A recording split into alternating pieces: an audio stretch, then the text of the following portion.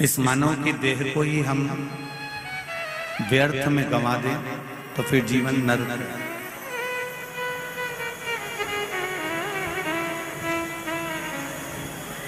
पूरी जिंदगी निकल जाती है मनुष्य की यह जानने के लिए कि हमारा जन्म क्यों हुआ है। कोई आपसे पूछे कि आपका जन्म क्यों हुआ है, किस लिए पैदा हुआ है, किस लिए जन्म हुआ,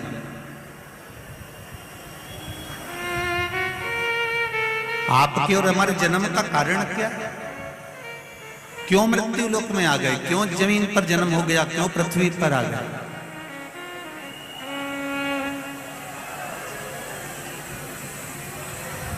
इस जन्म का कारण क्या है?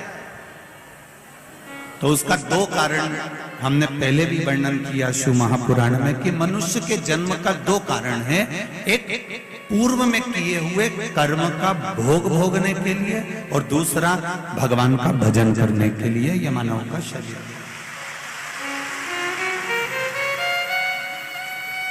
एक पूर्व के कर्म का भोग भोगिए। अगर आपने पूर्व में अच्छा कर्म करा है तो आपको आज अच्छा मिल गया। गौ माता को अगर एक रोटी दी है, गौ माता की सेवा करी है, किसी जिसको आप जानते ही नहीं, जिसको आप पहचानते ही नहीं, जिससे आप कभी मिले ही नहीं, उसको यदि तुमने एक लोटा पानी भी पिलाया है, उसका मुंह भी झूठा कराया है, तो ये निश्चित है कि हमारा जो जन्म अगला मिला है, इस जन्म में हमें भी कोई ना कोई सुख अवश्य प्रदान करेगा। ये निश्चित है।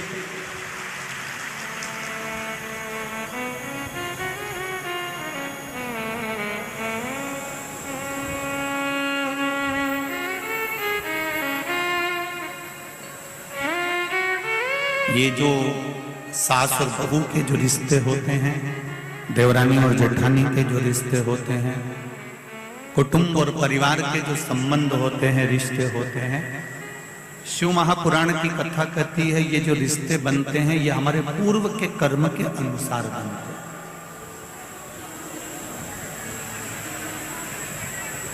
हमने किसी को साथ दिया है, हमने किसी की सेवा करी है, हमने किसी को एक पल के लिए भी अगर अच्छा करा है तो ये निश्चित है वो हमारी बहू बनकर हमारी सेवा 24 घंटे कर देती है। अगर हमने पूर्व में कर्म किया,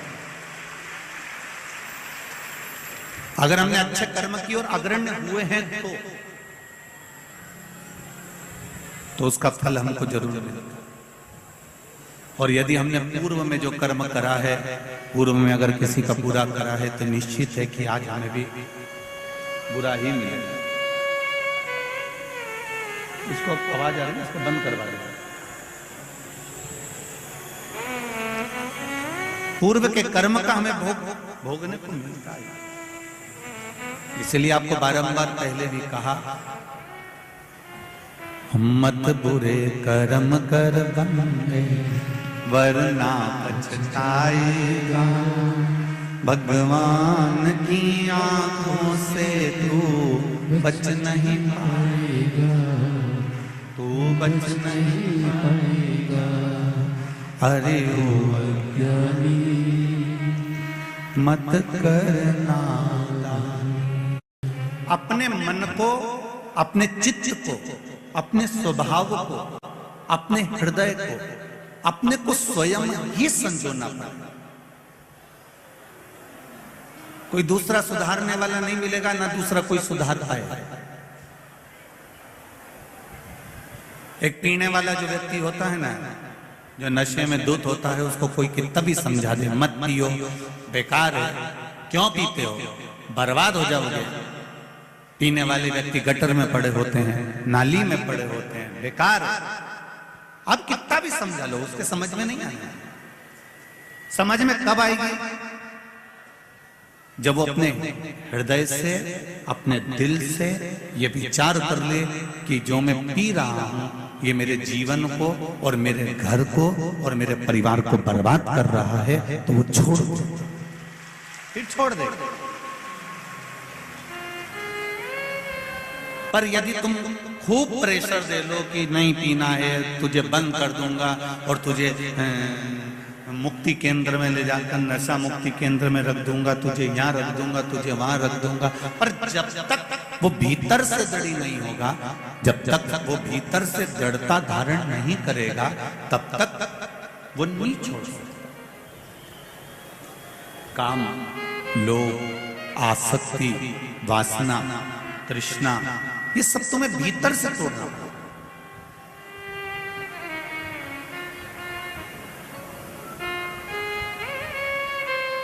अभी कथा में आए हो, 2 बजे कथा चालू हुई, तुम सुबह 8 बजे से कंगी पार्टी कर पूरा के तैयार मैयार हो हुआ के और पहुंच गए। अब सुबह 8-9 बजे से तुम तैयार हो के कथा में बैठे। कितनी पहले से तैयारी करी, तब जाकर 2 बजे कथा चालू हुई, 5 बजे विराम हो जाएगी, आप अपने अपने घर को चले जाएंगे, रात्रि सोएंगे, सवेरे उठ के फिर तैयारी चालू हो जाएगी। और किसी किसी ने तो कथा चालू भी नहीं हुई थी, उससे पहले तैयारी कर ली थी कि मैं तो कथा में जाऊंगी, बाकी का रसोई घर तू देख लेना, किसी ने कर ली। कोई चतुर थे तो उन्होंने पहले से तैयारी करके रख ली कि देखो अब मुझे जाना है, दिवाली आती है हम पहले से तैयारी कर लेते हैं, होली आती है हम पहले से तैयारी कर लेते हैं, ब्याह आता है हम पहले से तैयारी कर लेते हैं, नाना नानी छोरा छोरी की शादी आई, ब्याह आया, जन्मदिन आया, तो हमने पहले से तैयारी की।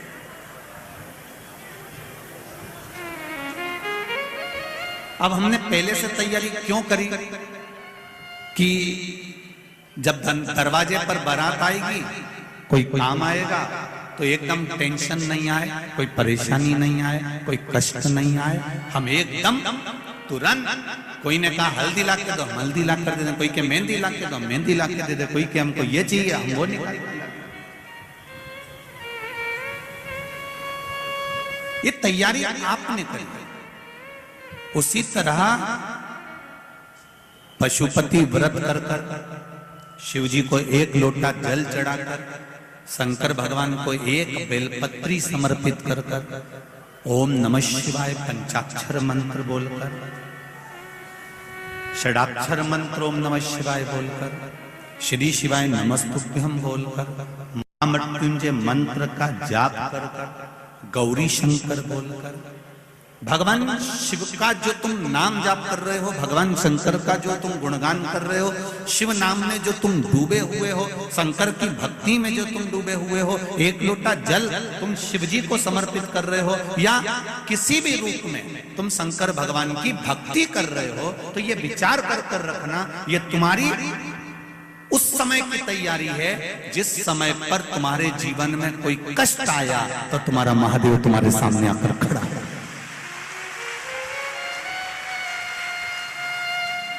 तुम्हारे जीवन में अगर थोड़ा सा भी कष्ट आया तो महादेव सामने आ गया।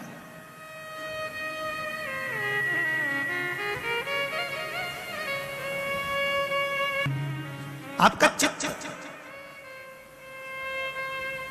उन्होंने पशुपतिनाथ का व्रत किया, शिव जी का 1 लोटा जल चढ़ाया, भगवान शंकर को समर्पित करा। पर एक निवेदन आप सबसे, जल तो चढ़ाना पर छल से मत चढ़ाना। अगर छल कर कर किसी का हमें बुरा करना है तो हमने जल चढ़ा दिया, या मेरे घर में मेरे को इसका बुरा करना है तो जल चढ़ा दिया, या मन में कोई कपट रखकर, कोई पाप रखकर, कोई छल रखकर, कोई बेईमानी रखकर, कोई भीतर प्रपंच रखकर यदि हम शिव जी को 1 लोटा जल भी चढ़ा रहे हैं तो उसकी कोई महत्वता नहीं। निष्कपट भाव, निर्मल मन से, निर्मल हृदय से आप शिव जी को रिझाइए।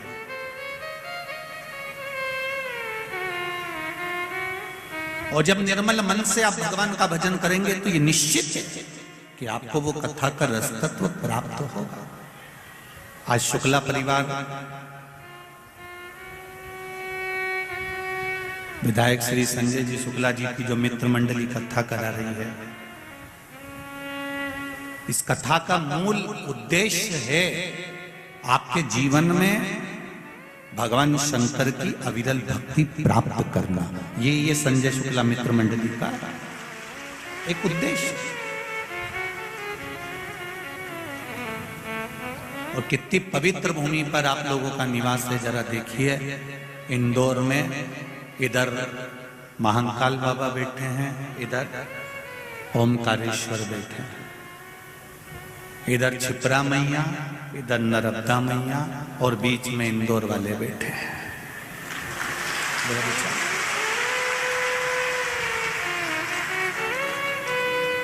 हम सब दूर कहते हैं, आपने हमारी कथा में भी कई बार सुना होगा कि दुनिया में भोजन और भजन का अगर कहीं सुख है तो वो इंदौर की पवित्र धरा है।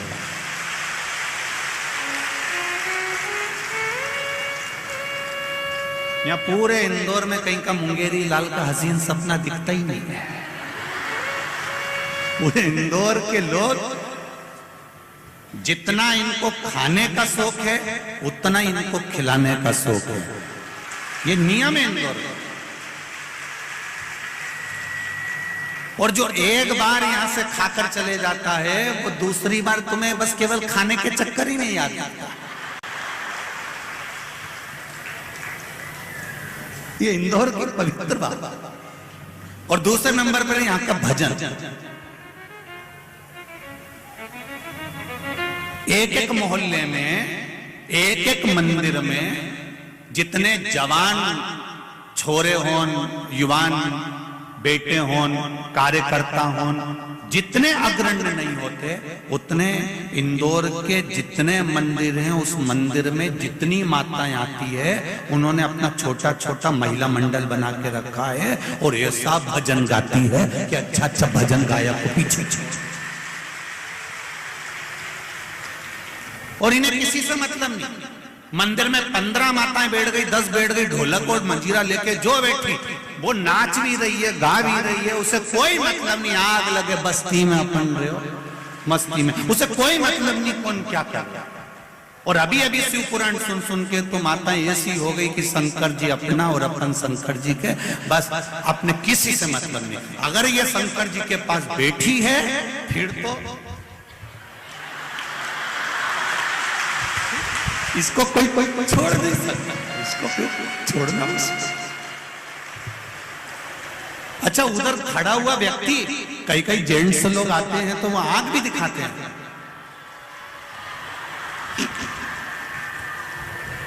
कई जेंट्स लोग आंख भी दिखाते हैं। अच्छा, ये देख लेगी कि यहां खड़ा है तो भी कई फर्क नहीं पड़ेगी के, कोई फर्क। आग लगे बस्ती में अपन मस्ती में। इनको लगता है मेरे महादेव मेरी जागीर है, तो शंकर जी भी कहते हैं मेरी जागीर मेरा भक्त है। ये निश्चित। अच्छा, कोई मतलब भजन और भोजन का जो सुख है मेरे इंदौर के निवासी खिलाना भी जानते हैं और खाना भी जानते हैं और भजन में ऐसे डूबते हैं, ऐसे डूबते हैं मेरे इंदौर वासी भजन में। कोई इनके भजन का स्मरण तो करे, कोई इनकी भक्ति का स्मरण तो करे।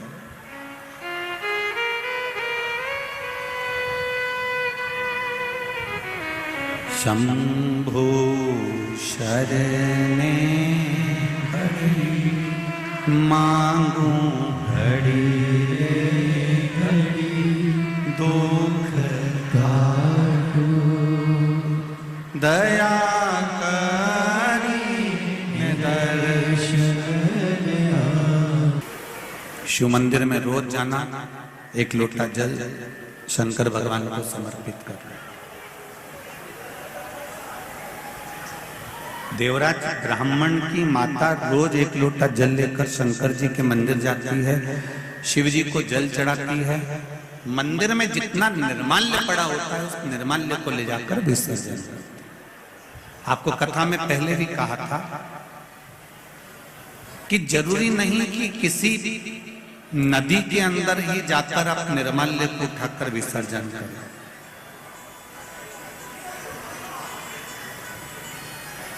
क्योंकि अगर हम सारा मंदिर का पूरा के पूरा निर्माल्य उठाकर अगर किसी नदी में, पवित्र नदी में विसर्जन करें तो पवित्र नदी भी धीरे धीरे धीरे धीरे फूल पत्ती से वो भी दूषित होती चली जाती।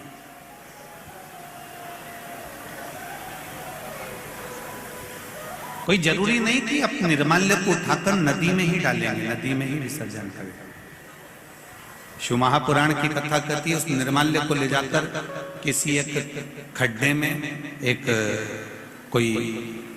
एक जगह ऐसी बना ली जाए जहां पर आप उस निर्माल्य को ले जाकर डालते जाए। धीरे धीरे धीरे धीरे वो निर्माल्य भी खाद का रूप ले लेगा और उससे प्रकृति की सुंदरता में कहीं कहीं वृक्षों में उसको डालने के भी हम प्रयोग में ले सकते, उसको डाल सकते।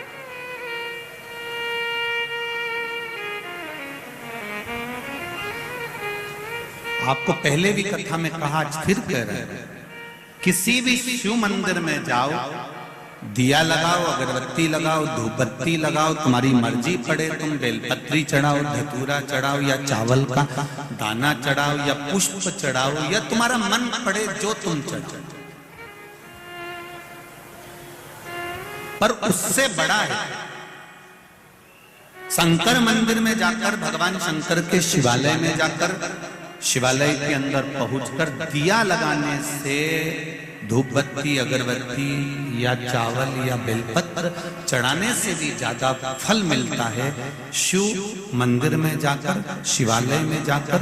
शंकर मंदिर के आसपास अगर कोई निर्माल्य पड़ा हो या कोई गंदगी हो रही हो, उसको साफ कर देने से भी हमारे जीवन की राहें साफ हो जाती।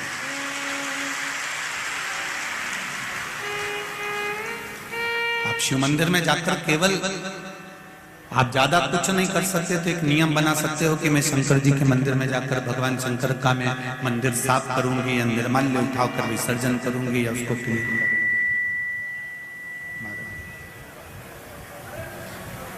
आप जाकर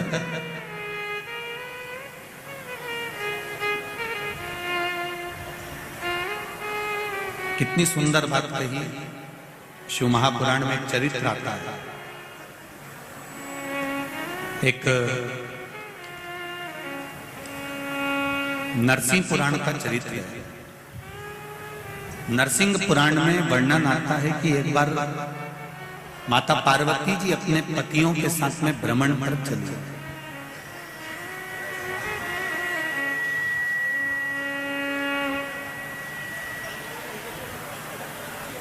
और माता पार्वती जी जब भ्रमण पर चली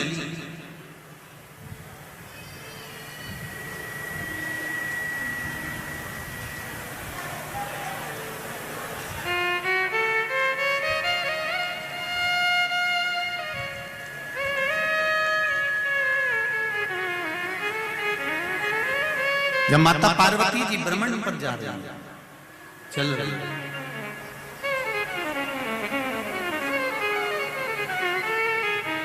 माता द्रौपदी जी जब अपने पतियों के साथ में भ्रमण पर चली हैं, नरसिंह पुराण कह रही है कि द्रौपदी अपने पतियों के साथ जा रही थी और जाते जाते जाते जाते बीच मार्ग में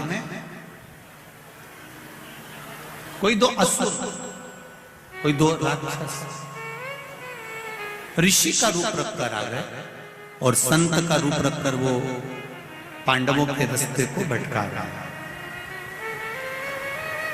पांडवों के मार्ग को भटका।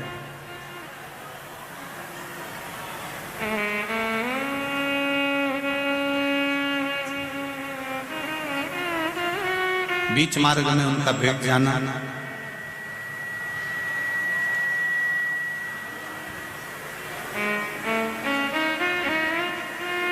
शंभो शंभो, बीच मार्ग में उनका भेंट जाना और दो मुनि का वेश धरकर, ऋषि का वेश धरकर, दो संत का वेश धरकर उन्होंने पांडवों के मार्ग को भटका दिया, पांडवों के मार्ग को विच्छिन्न। चले आगे बढ़े,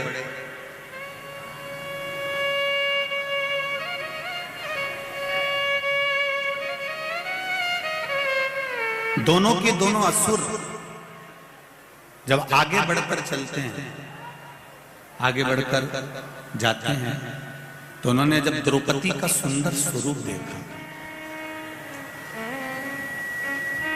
और द्रौपदी के सुंदर स्वरूप को देखकर दोनों लोभित हो गए, मोहित हो गए और द्रौपदी को पाने का तरीका ढूंढने लगे। अब पांडवों को अलग मार्ग पर भेज दिया और ये दोनों असुर, दोनों दैत्य, दोनों राक्षस द्रौपदी जी को पकड़कर ले जाने के लिए आतुर हो गए।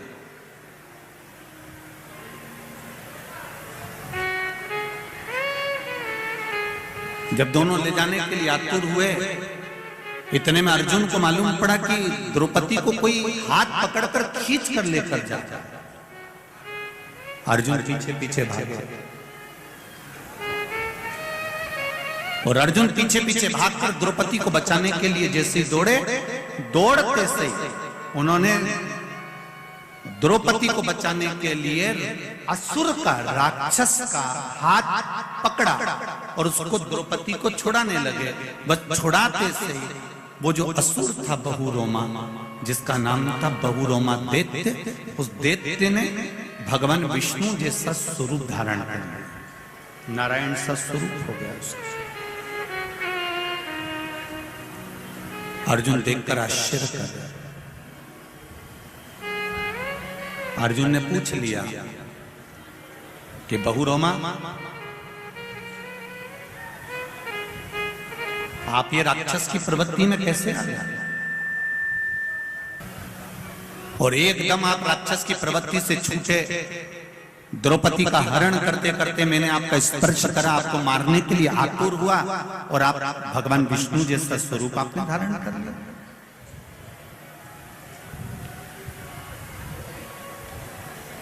बहुरोमा ने कहा, मैं चंद्रवंशी राजा था, मेरा नाम जयध्वज था।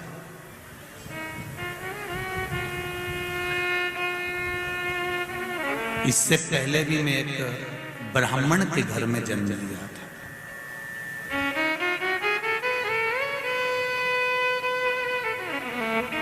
चंद्रवंशी राजा रहा, मेरा नाम जयध्वज रहा।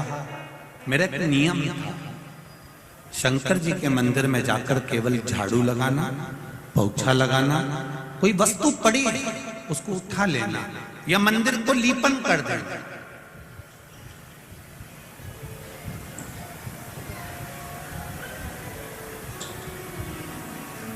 लीपन का मतलब आप लोगों को मालूम होगा, गाय का गोबर हाथ में लेकर, पहले के जो मंदिर होते थे वो तो मार्बल के या पत्थर के या इस चीज के होते नहीं थे, तो नीचे मिट्टी या गोबर से उसको लीप दिया जाए। लीपन का मतलब होता है कि हमने अपने अहंकार को भगवान के चरणों में विलीन कर दिया, इसको लीपन कहलाता था। अभिमान शिव जी को, भगवान के चरणों में हमने अपना अभिमान छोड़ दिया, इसको लीपन कहते हैं। लीपन का ही भाव कह दिया, लीन हो जाना, परमात्मा में समाहित हो जाए। अब मेरा नाम जयध्वज था, मैं चंद्रवंशी राजा था। शिव मंदिर में जाकर रोज झाड़ू लगा देना, पोछा लगा देना, लीपन कर देना।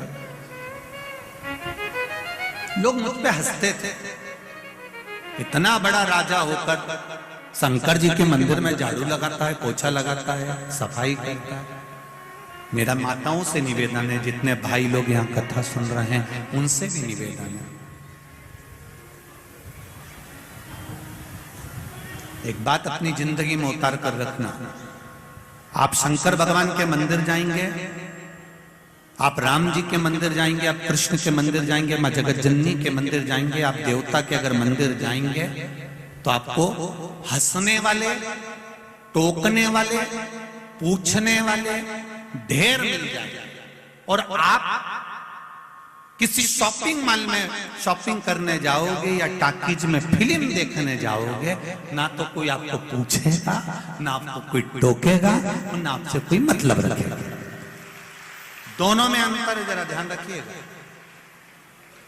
मंदिर जा रहे हो तो 50 बार पूछ रहा है पशुपति व्रत क्यों करे, किसके लिए करे, सीवर वाला महाराज ने बताया था क्या, मंदिर क्यों जा रही है, लोटा भर के जल क्यों चढ़ा रही है, क्या कर रहा है, कारण क्या है, क्या हो गया ऐसा जो मंदिर जाने लगी। तुम तो पढ़े लिखे लोग हो, क्यों चक्कर में पड़ जाते हो। अच्छे जीन्स पहन के मंदिर जा रहे हो, टी शर्ट पहन के जा रहे हो, तुम्हें तो अक्ल होना चाहिए। काहे को तुम इसमें मंदिर में जा रहे हो, क्यों जा रहे हो।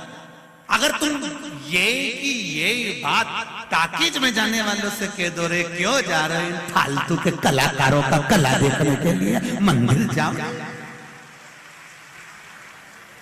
तुम इनसे कह दो कि शॉपिंग मॉल में क्यों घंटे 2 घंटे बर्बाद कर रहे हो, कोई नहीं कहेगा। हम दिख भी गए ना तो थोड़ी सी स्माइल दी,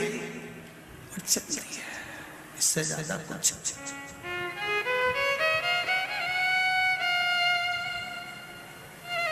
किसी मंदिर में जल चढ़ाते हुए दिख गए, किसी मंदिर में सेवा करते हुए दिख गए, किसी मंदिर में तुम झाड़ू लगाते दिख जाओ, किसी मंदिर में तुम पोछा लगाते दिख जाओ, किसी मंदिर में, किसी देवालय में जाकर, क्योंकि शिव महापुराण की कथा कहती है जहां पर भगवान स्थिर रूप में बैठते हैं, प्रतिष्ठा के साथ बैठते हैं, वो मंदिर कहलाता है। जहां पर मेरा देव अधिदेव महादेव बैठता है वो मंदिर नहीं, शिवालय कहलाता है। वो शिवालय, मंदिर में और शिवालय में अंतर होता है। मंदिर में भगवान एक बार बैठ गए तो बैठ गए, और शिवालय में जहां पर मेरा देव अधिदेव महादेव बैठा हुआ है, जिसके सामने नंदी बैठा हुआ है, नंदी से शिवालय की जहां स्थापना होती है, शिवलिंग जहां रखा रहता है, वहां एक सूत्र बांधा जाता है, सूत्र। उस सूत्र के बंधने से यह सिद्ध होता है कि मेरा महादेव प्रतिदिन नंदी पर बैठकर इस मंदिर से निकलकर घूमने जाता है, रोज, प्रतिदिन, हर पल।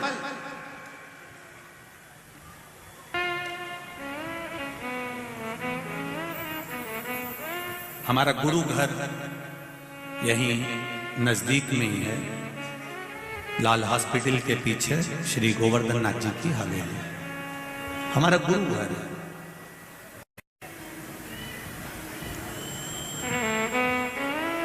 परम पूज्य गुरुदेव श्री विठलेश राय काका जी महाराज गोलोकवासी, उनकी गुरु दीक्षा ब्रह्म सम्मन, उसके बाद में परम पूज्य गुरुदेव गोलोकवासी श्री देवकीनंदन महाराज श्री, फिर उसके बाद में अभी जो वर्तमान में विराजमान है श्री दिव्येश बाबा विराजमान। हवेली जी गोवर्धन नाथ जी की हवेली जी कही जाती है, उसको मंदिर नहीं कहते, क्योंकि वहां पर भी मेरा कन्हैया छोटा सा कभी झूले में आकर बैठ जाता है, कभी पलने में आकर बैठ जाता है, कभी राजभोग में आकर बैठ जाता है, कभी शयन के लिए अंदर चले जाता है, वो अपने घर में भ्रमण करता है। इसलिए वो गोवर्धन नाथ जी का मंदिर नहीं, हवेली है वो गोवर्धन नाथ जी का, उनका निज घर, निज स्वरूप वहां विराजता। उसी तरह शंकर जी का मंदिर नहीं होता, छोटा सा भी अगर तुमने मंदिर बना दिया है तो वो शिवालय है, जहां पर मेरा देवाधिदेव महादेव, जहां पर मेरे शंकर भगवान, जहां पर मेरे भोलेनाथ अपनी पार्वती जी के साथ में, गौरा जी के साथ में नंदी पर सवार होकर भ्रमण के लिए प्रतिदिन निकलते हैं, रोज। ऐसा कोई पल नहीं, ऐसी कोई घड़ी नहीं, ऐसा कोई इच्छा नहीं।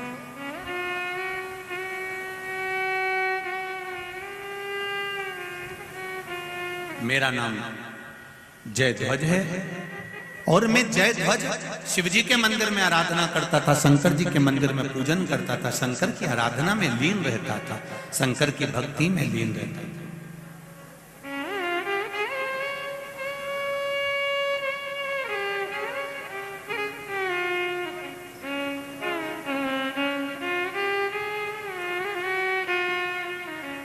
अपने को श्रेष्ठ मानना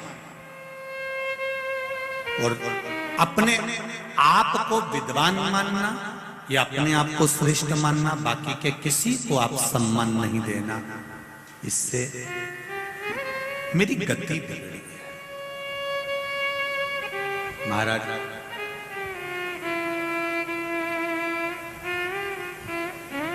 मैं शिव मंदिर में जब झाड़ू लगाता, पोछा लगाता, तो वहां के ब्राह्मण ने मुझसे पूछा, आप इतने बड़े राजा हो, चाहो तो नौकर को भेज सकते हो, दास को भेज सकते हो, सेविका को भेज सकते हो, नौकरानी को भेज सकते हो झाड़ू पोछा करने के लिए। और हमारे यहाँ स्कंद पुराण में जो 16 सोमवार के व्रत की महत्वता कही है,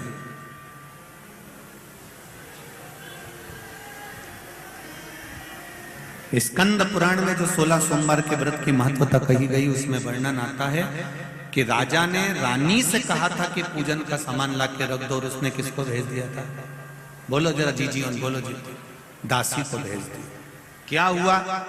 रानी से कहा गया तो रानी ने दासी को भेजा था, तो दासी को जब भेज दिया, रानी को जगह जगह ठोकर खाना पड़ा।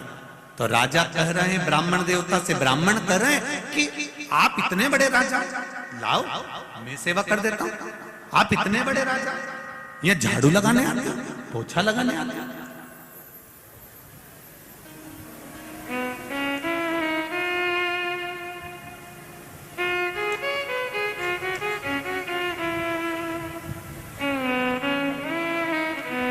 कई लोग बहुत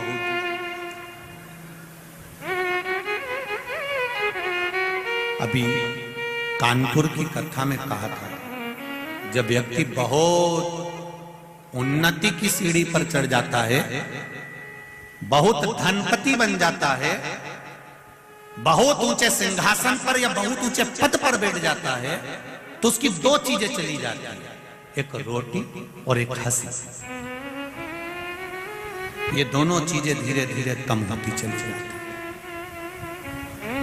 रोटी खाने का समय नहीं मिलता और अपनों के साथ में बैठकर हंसने का समय नहीं मिलता, क्योंकि पद प्रतिष्ठा में इतना ऊंचा बैठ जाता है, इतना ऊंचा बैठ जाता, उसकी रोटी भी कम हो गई और उसकी हंसी भी कम हो गई।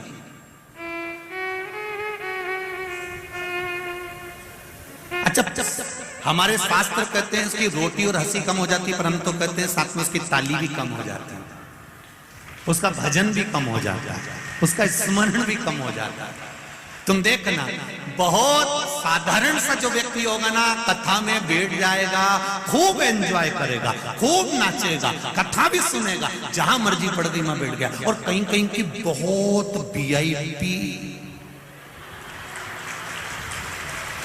इधर से साड़ी में 4-6 पिन, इधर से पिन, और सब दूर से लगा लोगों कर पेंसिल से लाइन खींचने, डब्बा भरा, उसके बाद यहाँ से कत्थई, यहाँ से नीली, और यहाँ से पुत्र, और फिर इसको कहीं कथा में ले जाकर बिठा दो, और भजन में, जब भजन में ताली बजाने का नंबर आया था,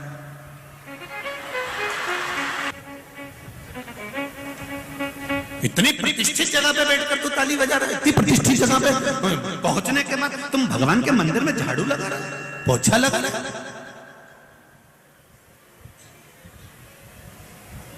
जब बहुत ऊंचे पद पर बैठने के बाद आप शंकर जी के मंदिर में थोड़ी सी सेवा कर रहे हो, तो याद रखना, आप हजारों लोगों को प्रेरणा दे रहे हो कि मैं भगवान के सामने झुक रहा हूं, तो तुम भी झुको।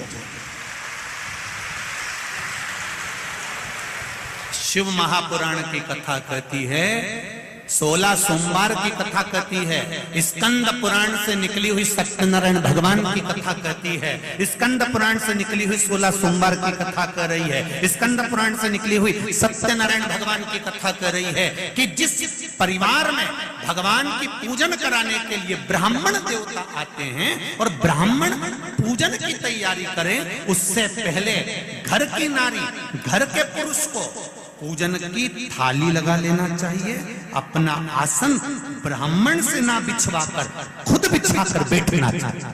ये हमारा शास्त्र है।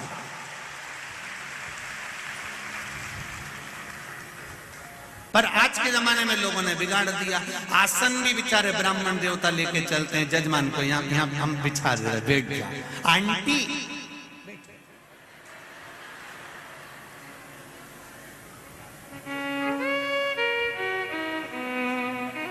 आंटी और बंटी सब सुन लो अच्छे से।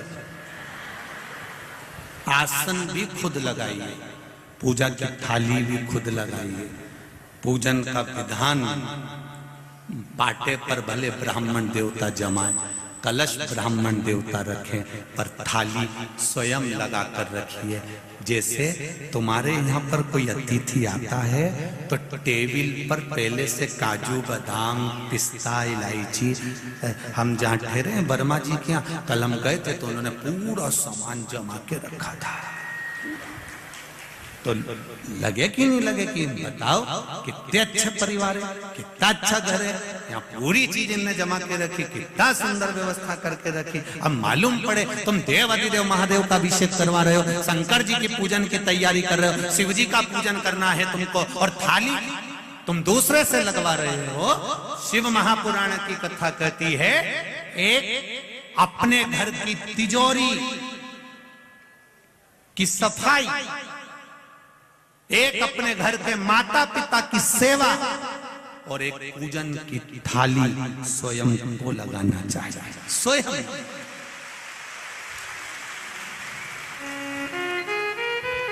स्वयं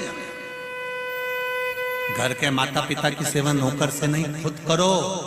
तिजोरी है ये, घर की तिजोरी। कभी नौकर से कहते ना बेटा घर चले जा, मेरी तिजोरी रखी उसकी सफाई कर दे। नौकर ऐसा साफ करेगा दादा, भेरू पूरा सिंदूर चढ़ा के चले जाएगा पूरा, और दिखेगा ही नहीं तेरे को। तो देख, अब नौकर से कहो कि घर की तिजोरी की सफाई कर दे, करे हो, सब साफ कर जाएगा। घर की तिजोरी की सफाई का हक घर के व्यक्ति का है, माता पिता की सेवा का हक घर के व्यक्ति का है, उसी तरह पूजा की थाली लगाने का हक घर के व्यक्ति का है। ये निश्चित अब स्वयं लगाए, स्वयं।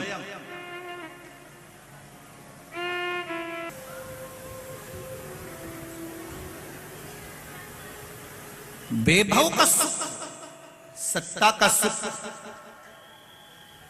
हम कहने में पीछे नहीं हटेंगे।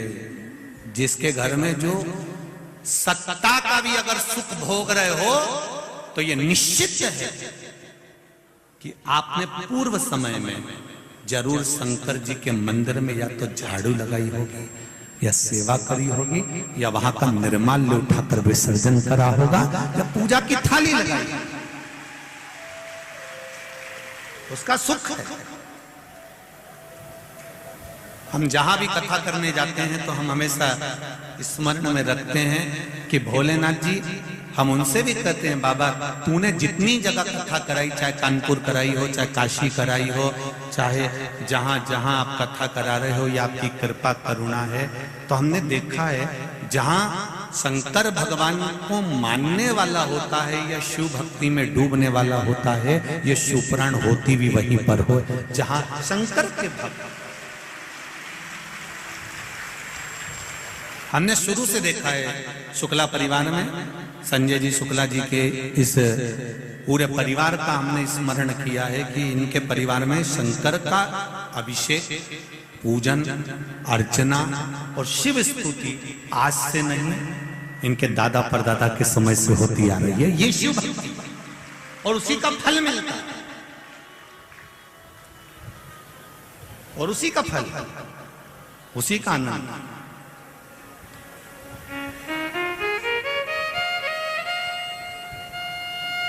महाराज जयध्वज ने कहा कि ब्राह्मण देवता, मैं शंकर जी के मंदिर में झाड़ू लगाता हूं, पोछा लगाता हूं, इसीलिए मेरे को आज राजा का राज्यपाट मिला हुआ, राज्यपाट मिला, मैं नहीं छोड़ूंगा नहीं। तो भगवान के मंदिर में सफाई करना क्यों नहीं छोड़ते?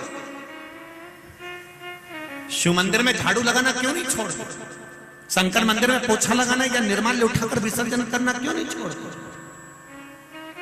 महाराज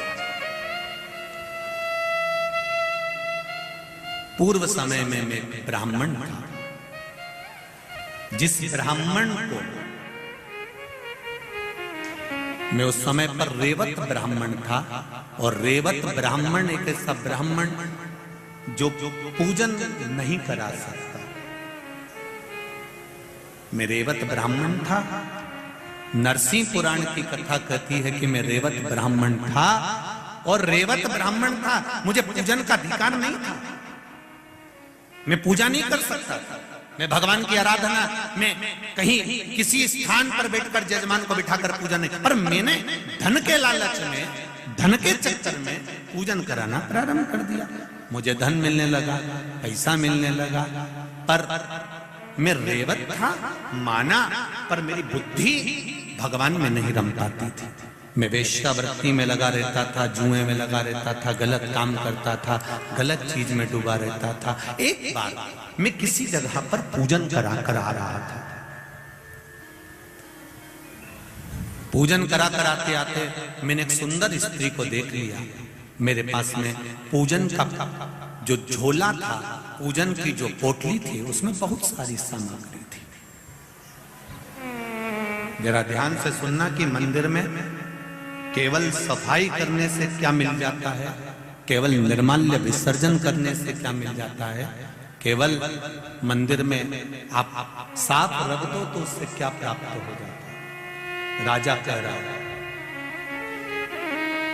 जयध्वज कह रहे हैं, ब्राह्मण देवता, मैं पूर्व समय में एक ब्राह्मण था, रेवत ब्राह्मण था, और मैं ब्राह्मण पूजन कराने का मुझे हक नहीं था उस समय, पर मैंने पूजन कराई, इकट्ठा करा। एक बार पूजन करा रहा था, मर्द में से एक सुंदर स्त्री निकल कर जा रही थी। उस स्त्री को मैंने देख लिया, जबरन पकड़कर उसको टूटे हुए खंडेरे की ओर लेकर गया।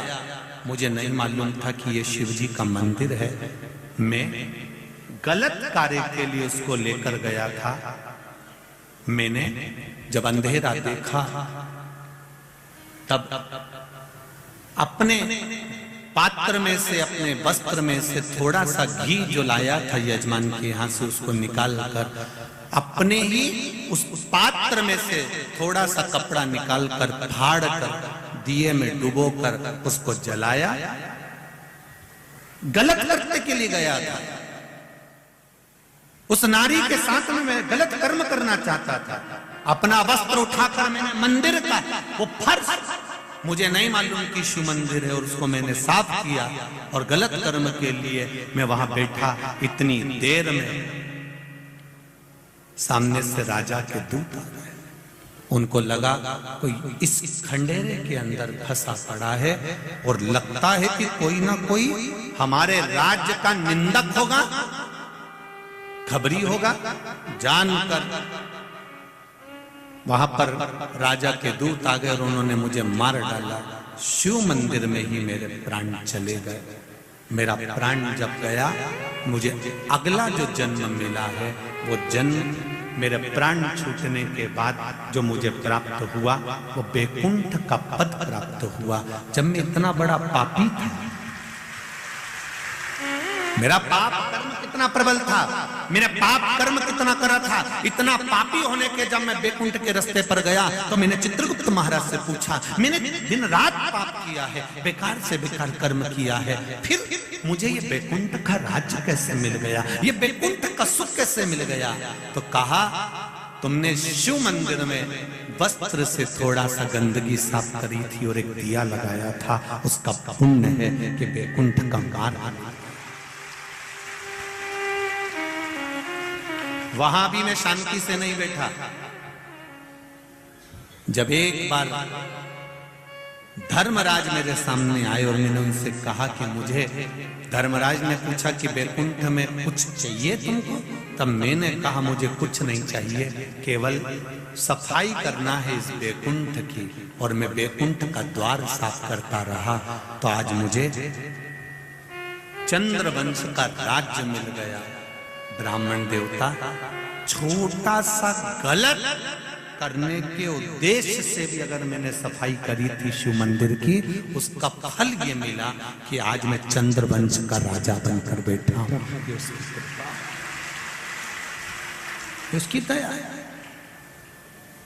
मेरा आप सबसे निवेदन है, जितने भी लोग आस्था चैनल पर कथा सुन रहे हैं, फेसबुक यूट्यूब पर कथा सुन रहे हैं, या जितने ये इंदौर की पावन धरा में बैठकर कथा सुन रहे हैं, आप सबसे निवेदन करूंगा, कभी शंकर के मंदिर में एक लोटा जल लेकर अगर नहीं भी गए, नहीं आप दिया लेकर गए, नहीं आप अगरबत्ती लेकर गए, नहीं आप धूप बत्ती लेकर गए, नहीं आप एक बेलपत्र लेकर गए, तो शिव मंदिर का केवल कर देने पर भी आपको जो फल मिलेगा वो फल की गणना तुमने जिंदगी में नहीं करी, वो फल प्राप्त।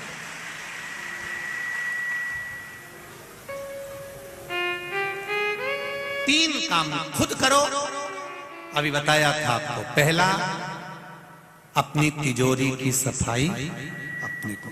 दूसरा, बोलो बोलो जम के जरा, अपने माता पिता की सेवा खुद को करना। और तीसरा, अपनी पूजन की थाली, बहू से नहीं कहना आज मेरा पशुपति व्रत है पूजन की थाली लगा दे, नहीं नहीं नहीं, खुद लगाई। पशुपति व्रत में मीठे का भोग लगता है, खुद बनाओ, खुद स्वयं तैयार। घर से 3 हिस्से करके मत ले जाओ। मंदिर में जाकर नीचे आपने कागज रखा या दोना रखा या पात्र रखा, 3 हिस्से करो। 6 दिए लेकर जाते हो तो 6 ही दिए जमीन पर रखो, पहले 5 प्रज्वलित करो, एक वापिस थाली में रखकर लेकर आओ। प्रसाद भी बाद में एक हिस्सा लेकर आओ, पर खुद निर्माण करो, खुद करो स्वयं। उसका फल क्या होगा ये आपको मालूम पड़ेगा। देवराज नाम का ब्राह्मण, जिनकी माता रोज शिव मंदिर में जाती है, एक लोटा जल चढ़ाती है, शंकर भगवान का भजन करती है, कीर्तन करती है। घर की एक नारी भी अगर शंकर भगवान को एक लोटा जल चढ़ा रही है तो ये अंदाजा लगाकर रखना कि उस जल का फल पूरे परिवार को, कुटुंब को प्राप्त। सारी समस्या का हल एक लोटा जल, मात्र एक लोटा, जो पार्वती जी चढ़ाती थी, जो माता उमा चढ़ाती थी, जो माता सती चढ़ाती थी, जो माता कात्यायनी चढ़ाती थी, चंद्रघंटा, कुष्मांडा, स्कंदा, जितने माता के जन्म हुए हैं, पार्वती जी का जो भगवान शिव जी के साथ विवाह है, ये तो 52 नंबर का, 52 नंबर का, 51 जन्म माता पार्वती के हो चुके हैं। और 51 जन्म माता पार्वती ले चुकी थी, और 51 जन्म धारण करने पर भी शिव की भक्ति नहीं छोड़ी थी, शंकर का गुणगान नहीं छोड़ा। करो भजन। एक पत्र है, जिस पत्र में किसी ने लिखा है कि हमारी किडनी, लीवर खराब हो गए थे। एक ये भी पत्र अच्छा है, बाबा की कृपा देखिए। मैं शशि पाटीदार, जूनी इंदौर, जबरन कॉलोनी इंदौर की रहने वाली हूँ। कहीं बैठी हो आप ही? श्री शिवाय नमस्तुभ्यं, हम दोनों हाथ हिला दो एक बार, हर हर महादेव। मेरी बेटी को जन्म से आंखों की रेटिना में तकलीफ है। बेटी आइए साथ साथ, श्री शिवाय नमस्तुभ्यं बाबू, हर हर महादेव। मेरी बेटी को आंखों की रेटिना में तकलीफ है। जुलाई 2022 में, जुलाई के महीने में इसकी आंखों में तकलीफ ज्यादा बढ़ने लगी, तो हमने इंदौर के शंकरा आई सेंटर में उसकी जांच कराई। डॉक्टर ने कहा कि इसकी दोनों आंखों में इंजेक्शन लगेंगे 2 साल तक। तभी डॉक्टर ने इंजेक्शन लगाने की तारीख 24 सितंबर 2022 दे दी। जुलाई में दिखाया है और सितंबर की तारीख दी है। मैंने यह बात मेरे परिजन को बताई तो मेरी बहन ने कहा, मुझे जो सामने भाभी रहती हैं उनके पास सीहोर का रुद्राक्ष है। मैंने वहां भाभी से रुद्राक्ष मांगा और मेरी भाभी ने कहा, शिव जी के मंदिर पर 1 लोटा जल चढ़ाना, उस पानी को लेकर आना, रुद्राक्ष का जल्दी इसको देना। मेरी बेटी को रुद्राक्ष का पानी पिलाना चालू करा और उसकी आंखों पर भी शिव जी को जल चढ़ाकर वो जल इसकी आंखों को लगाया। शंकर भगवान पर चढ़ाया हुआ जल का आचमन कराया। 22 सितंबर 2022 को अपने परिजनों के साथ सीहोर गई और वहां कुबेरेश्वर बाबा से कहकर आई, बाबा इसकी आंखें ठीक कर दो, बचपन से इसकी आंखें बेकार है। कंकर शंकर को मानकर पूजा करी और बाबा से कहकर, बाबा मेरी बेटी की आंखें तुम ठीक कर दो, ऐसा कहकर आ गई। 24 सितंबर 2022 को इसे इंजेक्शन लगवाने के लिए डॉक्टर ने इंजेक्शन लगाने का जो कहा था, तो इसको लेकर गए डॉक्टर, इसको वापिस इंजेक्शन लगाने के लिए ऑपरेशन रूम के अंदर लेकर गए जहां इसको इंजेक्शन लगना था। वापिस डॉक्टर ने इसकी जांच करी, तकरीबन 1 घंटा जांच करी गई और डॉक्टर ने जांच करने के बाद बताया कि गजब हो गया, इस लड़की की आंखें तो पूरी खराब थी, ये ठीक कैसे हो गई, ये समझ में नहीं। बाबू श्री शिवाय नमस्ते। अब ठीक हो आप? हर हर महादेव। बैठिए बाबू। श्री शिवाय नमस्ते। डॉक्टर ने मना कर दिया, एक भी इंजेक्शन की जरूरत नहीं है इस बच्ची को, आप ठीक हो चुकी है। श्री शिवाय नमस्ते। ये शिव है ओ घड़ी ना, हम इन पत्रों को लेकर जाते हैं और ये जितने पत्र हैं, इन सारे पत्रों को जितने अभी तक पढ़े, इस पत्र में सारे पत्र केवल यही हैं कि बाबा ने मेरे को क्या दिया। इसमें एक भी पत्र ऐसा नहीं है जिस पत्र में बाबा के लिए लिखा हो कि मैं मंदिर गई और लोटा भर जल चढ़ाया और मैंने पशुपति व्रत करा और बाबा ने नहीं सुना। एक बार में नहीं सुना, 2 बार में सुना। सुना मेरा बाबा तुम्हारे साथ हर पल हर घड़ी हर क्षण। इसीलिए कहते हैं बोल बम का नारा है और बाबा एक सहारा है, इसके सिवा कोई सहारा नहीं। बाबा सहारा बनकर चल,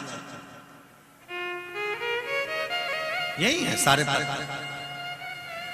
और जिन जिन को शो को पत्र पढ़ने का मैं उनका हाथ जोड़कर निवेदन करूंगा, कभी भी यहाँ शुक्ला जी के, संजय शुक्ला जी की मित्र मंडली रहती है, उनसे कहना हमें पत्र पढ़ाओ, दिखाओ उन पत्रों में क्या लिखा है जो गुरुजी पढ़ ये पढ़े, यही छूट जाता है।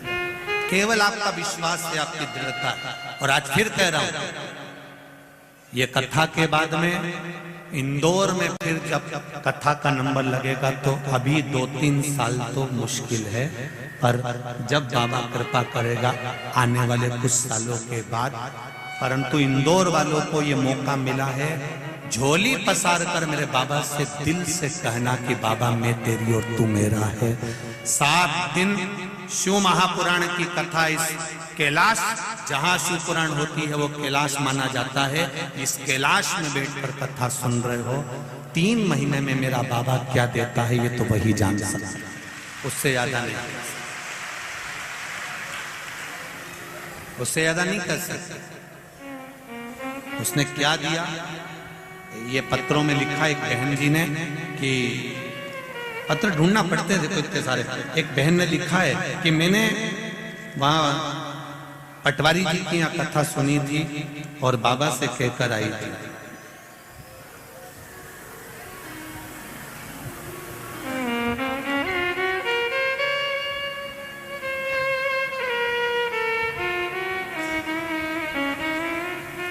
जिसने लिखा वो पत्र में है उसमें कि मैं उस कथा में, बाबा की कथा में बैठकर बाबा से कहकर आई थी, बाबा मेरा मकान नहीं है इंदौर नगर में, मेरा मकान इंदौर शहर में नहीं है, मैं बहुत तकलीफ में हूं। वो पत्र इसी पत्र में जिसने लिखा हुआ खड़ी हो सकती है, जिनने लिखा। आपने लिखा था, पत्र ढूंढना पड़ेगा बेटा, इसलिए श्री शिवाय नमस्ते। अब आपका वो पत्र तो मिल नहीं रहा है, पर देव जरा माइक दो पहुंचा। उस पत्र में आपने लिखा है कि मैं उस कथा, रोइए नहीं, बस खुशी खुशी बताओ। तो बाबा ने, आपने कहा है उस पत्र में कि मेरा मकान नहीं था, मैं बाबा से कहकर आई थी, बाबा सियोर वाला महाराज कहता है कि शिव पुराण के पंडाल में बैठकर जो मांगा जाता है मेरा बाबा उसको 3 महीने में देता है, तो आप मुझे नहीं देंगे? श्री शिवाय नमस्ते। ब्रह्मा चालू करिए। कहाँ से आई है? इंदौर से ही है जी। बाबा की कृपा। क्या नाम है आपका? विजय लक्ष्मी शर्मा। दे दिया बाबा ने मकान? बस चालू हो गया? जी जी गुरुजी। जय बाबा की कृपा हो। जी। बाबा ने आपका हाथ पकड़ा, उसके लिए बहुत बहुत बाबा की कृपा बनी रहे। जय श्री शिवाय नमस्ते। श्री शिवाय नमस्ते। अब तो खुश होइए, अब रोना नहीं है, बड़े बाबा की कृपा है, तो मेरे बाबा ऐसी कृपा करे। बैठिए। पुत्र की कामना के लिए आए हैं बाबा। आपसे निवेदन है, व्यास सीट से आप हमारे लिए ये शब्द बोल दें कि मुझे पुत्र रत्न की प्राप्ति हो। बाबा देगा। बाबा के आप आए हैं ना कथा सुनने के लिए, दिल से कहो उसको और दिल से सुनो ना उसको छल। ना तो सियोर वाला महाराज के पास में कोई विद्या है, ना बेल है, ना भभूति है, ना मंत्र है, ना तंत्र है। हमें तो पूरी पुराण भी नहीं आती थी जीजियों और जीजाओं, पर निवेदन इतना सा है कि मेरे बाबा पर भरोसा पूरा रखना। ढोंग प्रपंच में ना पढ़कर एक लोटा जल लेकर मंदिर जाओ, उसका पीछा पकड़ लो, पुकारते रहो, देगा, जरूर देगा, ये निश्चित है। वो दिल से देता, कृपा कर।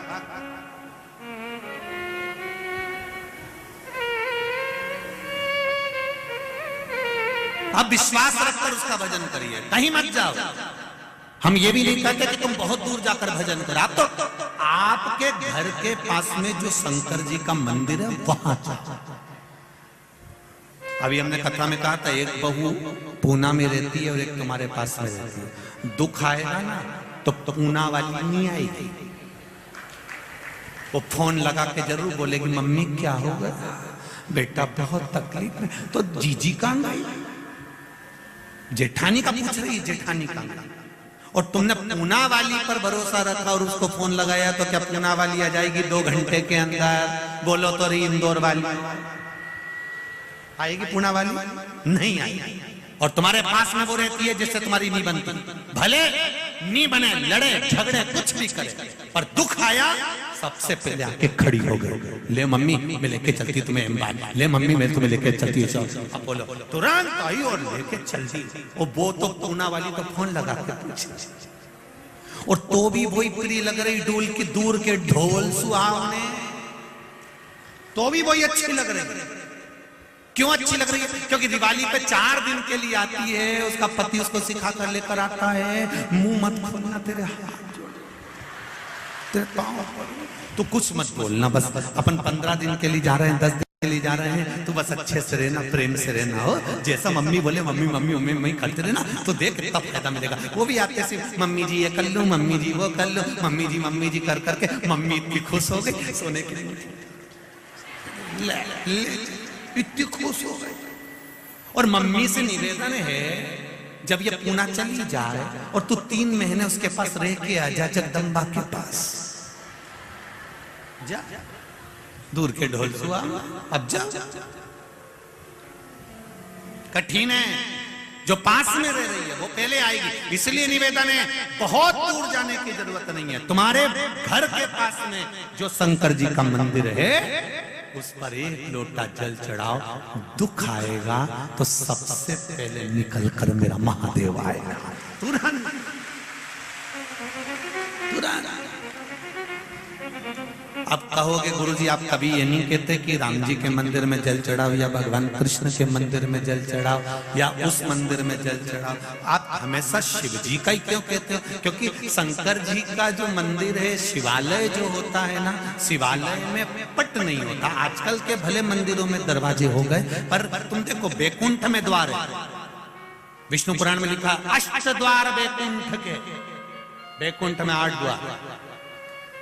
इंद्रलोक में द्वार है, ब्रह्मलोक में द्वार है, पितृलोक में द्वार है, गरुड़ लोक में द्वार है, वरुण लोक में द्वार है। पर किसी पुराण में यह नहीं लिखा कि कैलाश पर्वत पे द्वार है।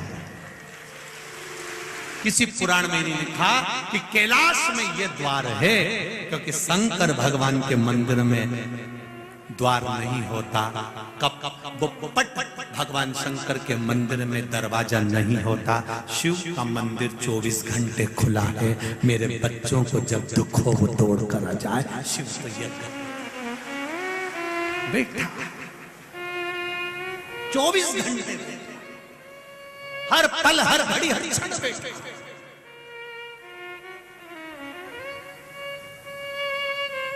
कोई कहे रात के समय भगवान का नाम ले रहा है, 24 घंटे लीजिए, हर पल हर घड़ी हर क्षण लीजिए। कोई श्री शिवाय नमस्तुभ्यम हर पल कहो, हर घड़ी कहो। पंचाक्षर मंत्र नमः शिवाय हर पल कहो। षडाक्षर मंत्र ओम नमः शिवाय हर पल कहो। जब तुम्हारा मन पड़ जाए तब जब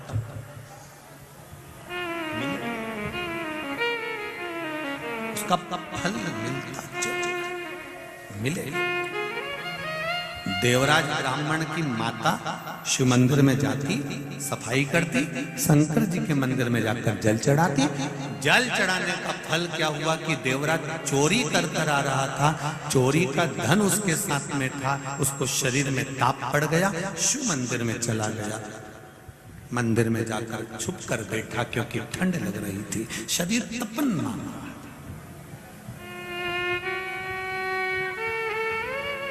पंडित जी वहां के जो पूजन कर रहे थे, शिव महापुराण की कथा पढ़ रहे थे, बीच बीच में आवाज लगा रहे थे, हार हार।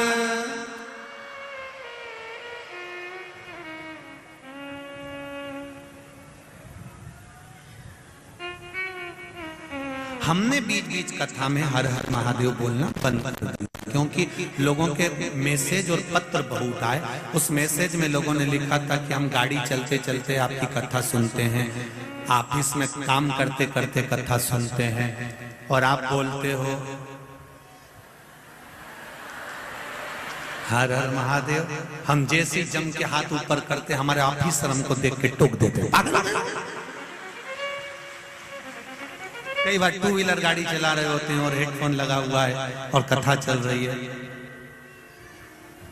और आपने कह दिया दीन बंधु दयालु दया कीजिए, जो दोनों हाथ उठा के हर हर महादेव नहीं बोले उसको उठा लीजिए। अब भय लगता है कि या तो बोलो या तो फिर मरो, तो फिर इसलिए फिर गाड़ी को थोड़ी देर रुकना पड़ता है, फिर हार हार बोलना पड़ता। तो हमने अब कथा में बीच बीच में हर हर महादेव बोलना बंद कर दिया। पर तुम्हारा मन करे कभी कभी कथा में तुम्हें पड़ोसन कहीं की सोती हुई दिखे तो तुम बिल्कुल बेझिझक, तुमको छूट है एकदम बिल्कुल 7 दिन तुम बढ़िया आनंद में, वो सो रही हो और तुम उसके पास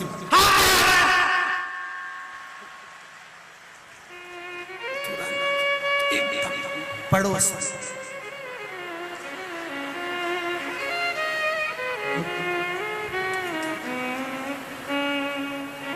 फिर बॉटल निकालेगी पानी की बैग में से, क्या हुआ था? हर हर महादेव।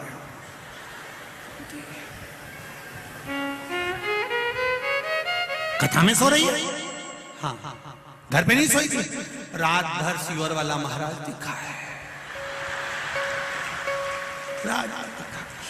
कथा में जाऊंगी, कथा में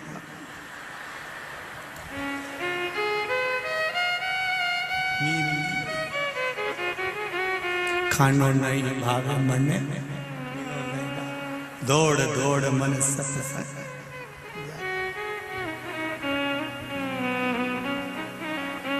ये चित्त ये मन ये वृत्ति दौड़ी भगवान के चरणों की ओर। देवराज ब्राह्मण मंदिर के अंदर, ब्राह्मण देवता आवाज लगा दिए, देवराज को लगा मेरा शरीर तप जाऊं। देवराज ब्राह्मण बाहर आ गए, बेलपत्री के वृक्ष के नीचे देवराज ब्राह्मण बैठे थे, वहीं पर उनके प्राण चले गए। जैसे ही प्राण छूटे, कैलाश धाम पर से नंदी पर चढ़कर मेरे देव अधिदेव महादेव आए और उन्होंने अपने गणों से कहा इसको लेकर चलो। देवराज ब्राह्मण को जब ले जाने लगे तो देवराज हाथ जोड़कर कहता है मैंने कोई पुण्य नहीं करा, मैंने कोई पुण्य नहीं करा। सुन लो जितने लोग वो बाउंड्री पे चढ़े हुए, घर की छतों पे चढ़े हुए, अच्छा अच्छा,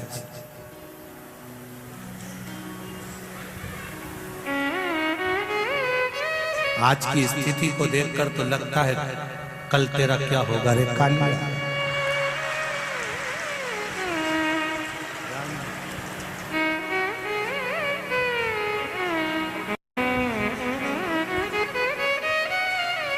गलियों में भरे कैमरा दिखा देना इनको, घरियों घर सब गलियों में, छत पे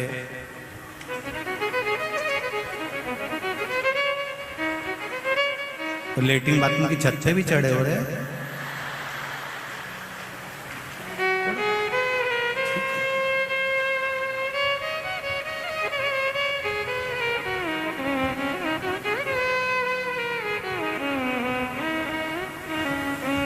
भगवान शिव।